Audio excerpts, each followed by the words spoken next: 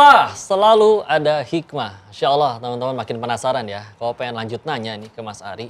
Bahwa tadi tuh udah sampai berapa banyak platform yang udah diutangin, dipinjemin. Dan nominalnya sampai di berapa itu?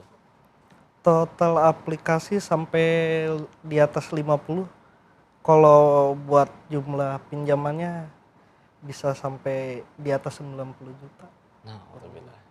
Berarti yang nagih juga ada 50 WA atau 50 nomor tidak dikenal yang nagih? Ratusan nelpon Ratusan sehari. bahkan. Oke, jadi akhirnya mulai diteror, difitnah lah ya. Difitnah, dan ini juga perlu diketahui ya buat teman-teman ya.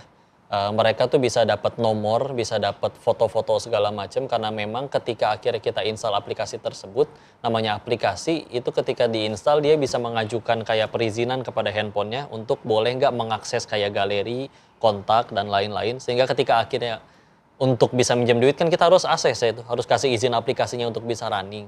Sehingga akhirnya mereka jadi punya akses untuk mengambil semua kontak dan semua data yang ada di handphone tersebut. Untuk apa? Untuk nanti kalau nggak bisa bayar, ya tadi mereka sebarin fitnah. Sampai tingkatannya paling berat itu katanya kalau dia perempuan yang minjemnya, sampai dieditin fotonya mohon maaf, ke perempuan yang foto-foto yang tidak senonoh, difitnah dia ngelakuin yang enggak atau gimana. Dan lain-lain ya. Maka sempat ngalamin di teror itu berapa lama? Sampai setahunan kurang lebih. Setahunan. Yang paling parah terornya teror? yang dari yang dikenalin tadi, yang broker itu kan sampai utang jadinya awalnya dari 15 sampai 20 jadi sampai ratusan. Bunganya ya? Iya. Sampai segituan. Karena sama mereka diarahin buat pinjem terus, pinjem. Pinjem, nambah lagi. Terus akhirnya nyampe pernah ada yang datengin gitu nggak sih ke rumah? Gedor-gedor? Ada. Ada yang Ada. Terus nyitain barang atau gimana? Kalau yang datang biasanya sih baik-baik sih. Bawa surat tugas, informasiin. Dia ngewakilin apa? Salah satu dari aplikasi yang dipinjem itu atau? Iya, dia ngewakilin dari salah satu aplikasinya. Oh gitu.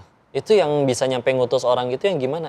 Yang kan katanya ada yang legal, ada yang ilegal. Itu dari yang legal doang kali katanya? Dari yang legal. Gimana bedain yang legal sama ilegal? Kalau legal biasanya bunganya kecil, ada jatuh temponya lama lumayan. Lama itu berapa lama? Bisa temponya bisa 3 kali bayar, bisa sampai 6 bulan, tergantung 6 bulan. limitnya. Kalau yang ilegal? Dia temponya bisa seminggu, potongannya bisa sampai 100% lebih. Berarti misal minjem 1 juta, cairnya 900, 900, tapi harus dibayarnya 1,6 sampai 1,8. dan dalam waktu 1 minggu. 1 minggu. Ini. Udah gitu sebelum seminggu biasanya udah di WA-in. Di WA, di telepon, padahal belum jatuh tempo. Ngingetin gitu ya. Iya. Sambil ngancem-ngancem juga. Iya. Apa yang bikin berhenti waktu itu? Apakah ya istri kena teror juga, anak-anak di sekolah digangguin atau gimana?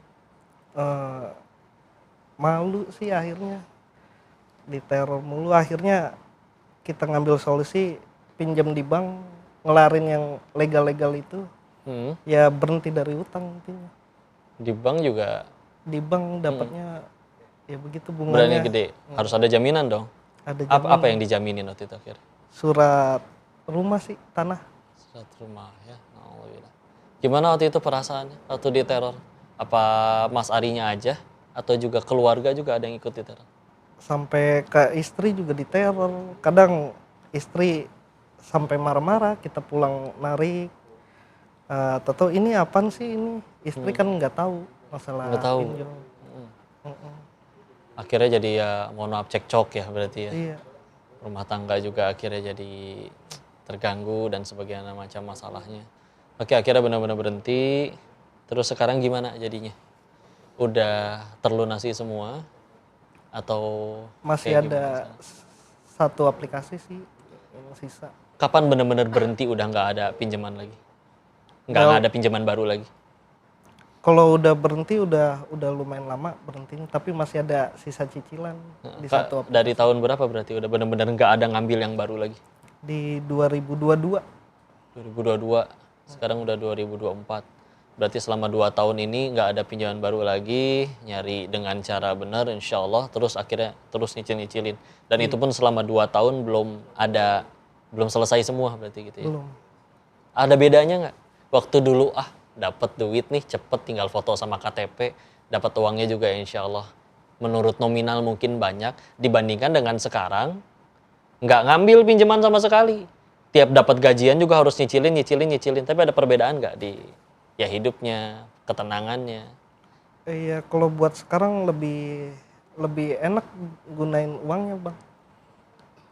Jadi mau buat apaan kita mikir buat anak, lebih ke keluarga. Mungkin kalau kemarin karena ngegampangin juga, jadi ngabisinnya juga ya begitu. Naudzubillahi min dzalik, teman-teman. Kalau teman-teman tahu, sebetulnya nggak cuma Mas Ari aja yang ngadepin masalah kayak begini. Ini Koko ada beberapa link ya, izin bacain. OJK ungkap modus baru pinjol ilegal, banyak makan korban. Ngeri, pinjam uang online sampai berujung maut. Ini naudzubillah. Gitu teman-teman, padahal mereka semua nyari ini kan pengen jadi solusi. Malah jadi masalah yang lebih besar. Jadi makin penasaran ya, sampai akhirnya gimana nih Mas Ari perjalanannya sampai di titik ini.